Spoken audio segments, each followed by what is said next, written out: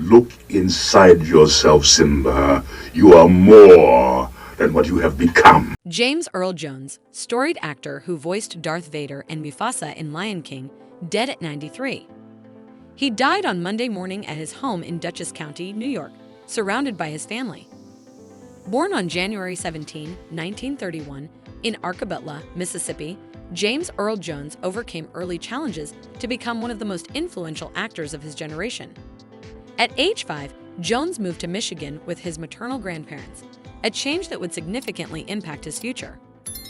As a child, Jones battled a severe stutter, a condition that paradoxically led him to discover his passion for acting.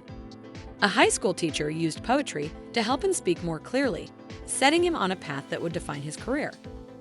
Jones learned to stay silent for long stretches, a skill that would later prove valuable in his acting. After initially studying medicine at the University of Michigan, Jones found himself drawn to drama. Following his college years and service in the Korean War, he set his sights on Broadway, making his debut in 1957 with a small part in the off-Broadway production Wedding in Japan. Jones' early career was marked by persistence and versatility. He took on side jobs to supplement his occasional theater work, appearing in summer stock and productions like Sunrise at Campobello, The Cool World, and The Pretender.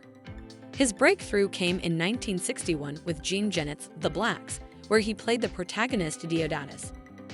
In 1960, Jones joined Joseph Papp's New York Shakespeare Festival, a move that would cement his reputation as one of the era's preeminent Shakespearean actors. He tackled iconic roles such as Oberon in A Midsummer Night's Dream, Othello, and Macbeth.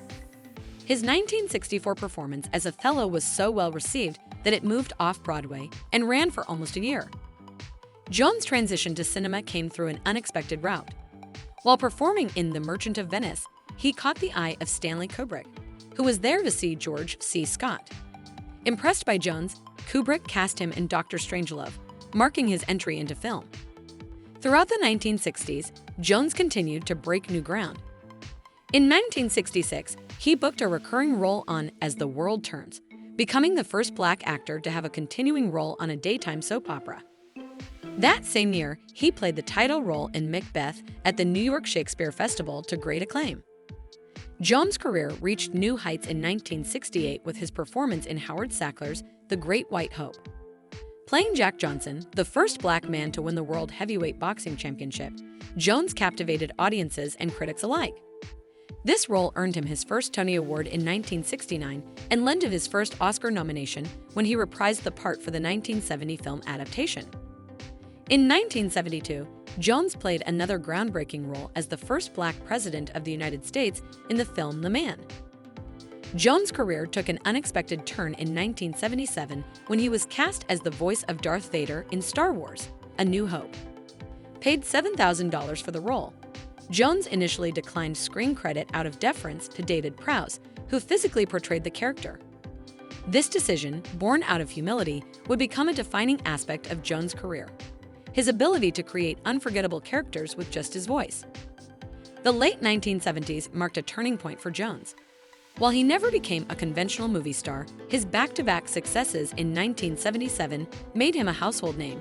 As Jones' career progressed, he continued to balance stage, film, and television work.